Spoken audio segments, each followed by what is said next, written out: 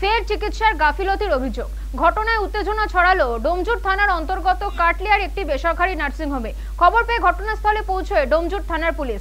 জানা গিয়েছে, শনিবার সকালে নাসিরা বেগম নামে এক মহিলাকে এই নার্সিংহোমে ভর্তি করা হয় সন্তান প্রসবের জন্য। অভিযোগ, সন্তান প্রসবের পরই রোগীর জরায়ু বাদ দিয়ে দেন চিকিৎসক। এতে রোগীর শারীরিক অবস্থার অবনতি হয়। আর এই ঘটনা জানতে পেরেই ক্ষোভে ফেটে পড়েন পরিবারের লোকজন। ভাঙচুরের চেষ্টা চালানো হয় ওই নার্সিংহোমে। চিকিৎসকের গাড়ি ঘিরে চলে বিক্ষোভ। ঘটনাস্থলে পৌঁছে যায় পুলিশ পৌঁছে পরিস্থিতি নিয়ন্ত্রণে আনে। যদিও সংশ্লিষ্ট চিকিৎসক জানিয়েছেন, রোগীকে বাঁচানোর জন্য এই সিদ্ধান্ত নেওয়া হয়েছিল এবং তাতে পরিবারের লোকজন লিখিতভাবে সম্মতিও দিয়েছিলেন।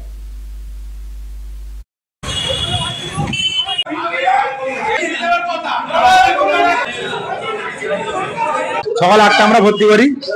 এরা আমাদের রিপোর্ট সব দেখে। রিপোর্ট দেখার পরে বলে যে সিজার করতে হবে।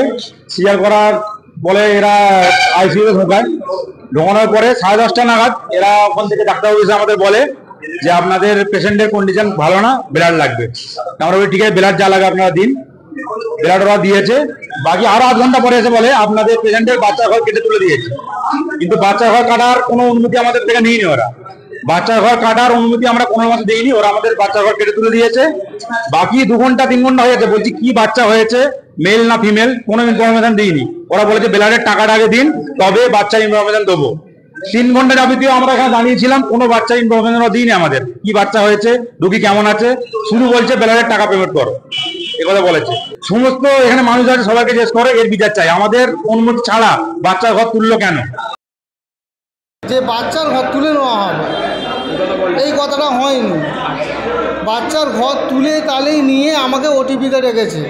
তখন মাথায় একটা ক্যাপ পরে মুখে মাস্ক লাগিয়ে আমি সেখানে গেছি। সেই মুহূর্তে রেখে আমি সেই সিচুয়েশনটা কী করবো? নো, আমার মুখে সাজানো আছে পুরো অল টোটাল। ওই মানুষটা ওই জায়গাটা থাকলে আপনিও, তাহলে আপনি কী করবেন? তাহলে সইটাও কোনো ব্যাপার নয়, কিন্তু সই আগে আমাকে দেখিয়েছে, তারপর সইয়েছে ওরা। একটা পেশেন্টের তার আগে সিজার ছিল, সেই পেশেন্টের নতুন করে সিজার হচ্ছিল। তো হওয়ার সময় আমরা দেখলাম যে ব্লিডিং, প্লাসেন্টাটা বের করা যাচ্ছে না। প্লাসেন্টা একদম প্লাসেন্টা অ্যাক্টিটা বলে, যেটা প্লাসেন্টা অ্যাটাচ হয়ে আছে। আমরা অনেক চেষ্টা করলাম কিছুক্ষণ বের করার জন্য। বের করার পরে মানে কিছুটা বের হলো, কিন্তু পুরোটা বের হলো না। তারপর ওটাকে আমরা পেশেন্টকে স্টেবল করার জন্য, হিউজ ব্লিডিং হচ্ছে, পেশেন্টকে স্টেবল করার জন্য আমরা পার্টিকে সঙ্গে সঙ্গে ডেকে মুটির মতো দেখালাম যে পেশেন্টের তো ব্লিডিং হচ্ছে। তো এখন পেশেন্টকে সেভ করার জন্য প্লাসেন্টা ইউটেরাসকে বের করে দিতে হবে, মানে ইউটেরাস কেটে হিস্টেরেক্টমি করে দিতে হবে, যেটা বলে। তো পেশেন্টকে কনসেন্ট নিলাম আমরা। পেশেন্টের রিটিন কনসেন্টও আছে। পেশেন্ট রিটিন কনসেন্ট দেওয়ার পরে আমরা সেটা করি, ঠিক আছে। করে আপাতত পেশেন্ট স্টেবল আছে। আগে থেকে তো কোনো সিজার পেশেন্টে এটা আগে থেকে জানা যায় না যে হ্যাঁ তাকে করতেই হবে। এটা 1000-এ একটা পেশেন্টের হয়তো এরকম প্রবলেম হতে পারে, যেটা আমরা ওটির সময় ফেস করি। মানে ওটিতে আপনারা সিচুয়েশনটা বলে? হ্যাঁ। ওরা অভিযোগ করছে যে ওদের ফুল প্যাকেজ ছিল। দেখুন, এই সমস্ত প্যাকেজের ব্যাপারে আমি কিছু জানি, এগুলো নার্সিং অথরিটি জানবে।